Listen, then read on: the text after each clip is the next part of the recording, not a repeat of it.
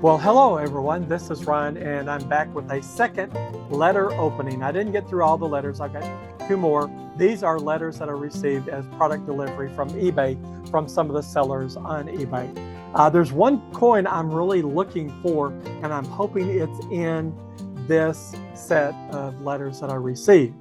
I'm looking for a silver dime, a Roosevelt dime, that has a die crack right across the hairline up here. You could really see that on my forehead, could you? But I'm not sure we'll see it as evident on the other. If the pictures hold out, we will be able to tell it straight forth when we see it. But having said that, let's go ahead and take a look at what we're going to open up. We're going to go to the desk camera. While we're doing that, please remember to like, share, and subscribe. I really do appreciate your support of this channel. Okay, so this letter, will we get it to focus? There it is. So this letter from eBay I received on June 3rd. So let's go ahead and see what it holds.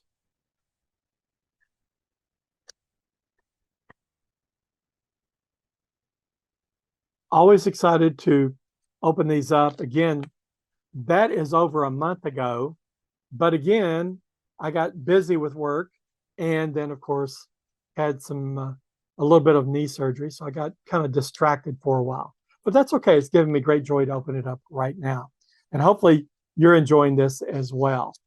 So let's just go ahead and see which one this is. It came in the letter, right? The envelope. It had extra binding around it. It's got sealed in paper.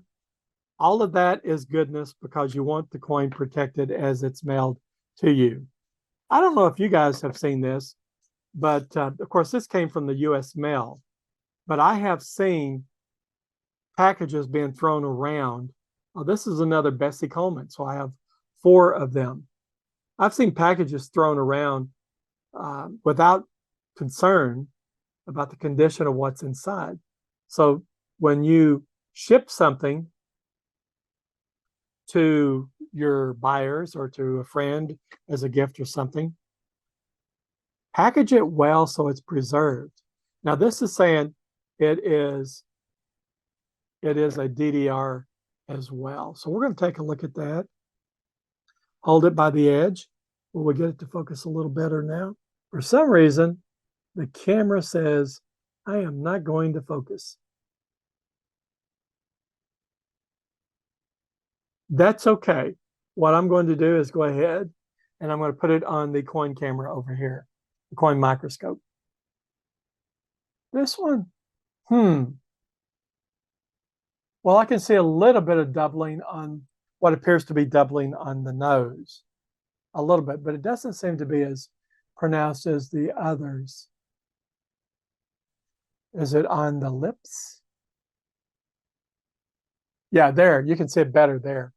Okay, so this is the 4th example that I received. And of course, I did not pay a whole lot for any of these. Apparently, they're not short of supply. And if there's a large number of them out there, they're not going to be worth a lot of money unless you can get one graded and certified as an MS-70. Then that one might be worth a bit of money.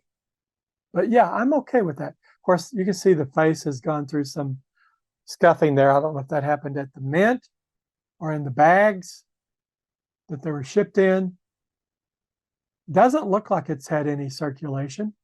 Typically what people do, and I've done this as well, as you go out as soon as the new coin is put out, and you buy rolls of them so they never see the mint. Oh, look here. We have some doubling down here. Let's home in on that.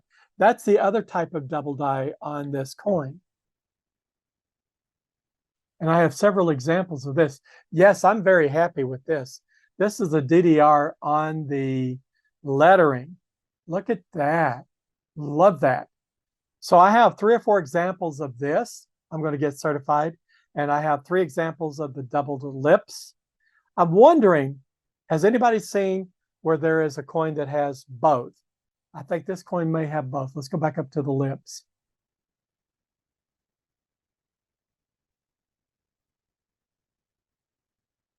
Yeah, it looks like the nose is doubled. a little bit. I think that might be a bit of a stretch, but certainly there's no doubt about the doubling on EC. So I'm very, very happy with that. Let me flip it over and we'll look at the other side. So we're going to tour around the averse, which is the Washington side. A little bit of scuffing there. Nothing popping out in a big way here. In God we trust. So I suppose that's it for this coin. Okay, so let me gather up my quarters and I will reseal them in a new coin flip. I'm just pulling all of them off the coin microscope and we'll get it ready for the next coin. So what I'm going to do is go back to the desktop camera. And this is the last letter opening. Now, I don't know, is this a coin or is it a card? Let's just see. For those of you that don't have anything to do with sports cards, if it's a sports card, forgive me. It's been a while since I opened all this. But if it's a coin, we'll go ahead and look at it. I think it is a coin. Feels like a coin. Okay. Again, I bought a lot of coins and they kind of stack up because I get busy with work and other things going on. And so when I do get to open them up, it's like a new treasure. This is the one I've been looking for. This is the Roosevelt dime. Focus. No, there it is. So now there's supposed to be a die crack in his hairline. They call it a die break here. But what we're going to do is we're going to take it out of the coin flip, put it under the coin microscope and take a look at it. And oh, I can see it now. Can you see it? Look about midway up between the ear and the top of his head. There, you can see that die crack. All right, let's go ahead and put it under the coin microscope. Bear with me. I'm taking it out of the coin flip. By the way, the luster on this coin looks like it was not circulated at all. We'll see what the microscope has to say about it. Look at that jewel. Love it. Oh, yeah. It's a nice die crack. Wonder why some people say die break. When I think of a die break, I think of cracks that have propagated across the coin or the die, and then part of the die falls off. That would be a die break. To me, this is just a die crack. If it were a die break, I think this top part of the die that comes down to mint the coin would be missing. What do you guys think? Am I correct in that line of thought? This purely is, to me, a die crack right there. Sometimes there's another type of error that does occur. It's a planchet error, and it's delamination. And you can pretty much tell when it's delamination versus a die crack. And you can kind of tip up the coin just a bit, and you'll see that part of the metallization has lifted up along the delamination line. But if you don't see that, and the crack, the material, the metal float up and above the actual surface of the coin once it was minted, that to me is the die crack. Look at that. Gorgeous, gorgeous. And the coin, let me back off of it just a bit. Get a bigger view of it. The coin looks uncirculated. I'm to come down just a bit. Doesn't this look uncirculated? That's gorgeous, isn't it? And you can certainly see that die crack a little better now. Look at that.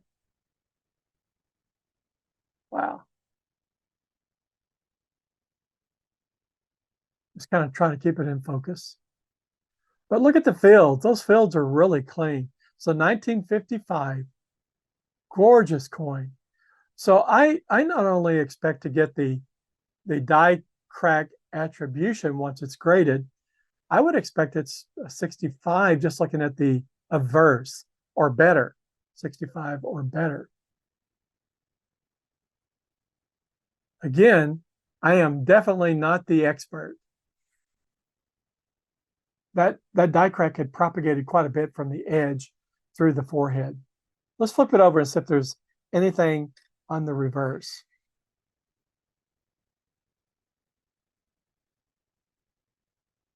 I'll bring it down just a bit. Reposition the light so we can get a better look at it. Just look at the fields. It's gorgeous. Wonderful. Now that die crack would be evidence, if it came through, would be evidence, I believe, on the bottom of the coin, around the base of the torch, if it were all the way through, and it's not, of course. Just a gorgeous coin. So what do you guys think? Is this a winner? I think I paid $27 or thereabouts for this coin. And again, I am very pleased with it. The fact that it's silver is just a plus. As you guys know, silver is one of those things that I'm interested in. But the errors will go into my collection. How about that? Let's go back to the desktop camera. I'm going to turn off my overhead light before we do so. I think that's a wrap for the mail opening for this week.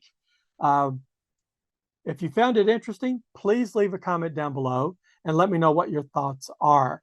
Did I do good on this particular coin, the Roosevelt 1955 dime? Do you think it's an MS65 or better, or do you think it's something less than that? I'm always interested in what you think, because there's this concept called bounded rationality. Bounded rationality says I only know what I know, and I can make decisions based upon that. But when I bring others into the decision making, we know a lot more. We have greater expertise, and we can make better decisions. So leave your question or your comments down below. Help me determine, was this a good value or purchase? All right, guys and gals, you take care, and I will see you in the next episode of Empire Coins and Collectibles. And oh, by the way, please don't forget our 1,000 subscriber milestone giveaway. Once we reach that, we'll be doing a drawing for a 1938 Buffalo nickel that is an AU58 slabbed by Annex. All the best.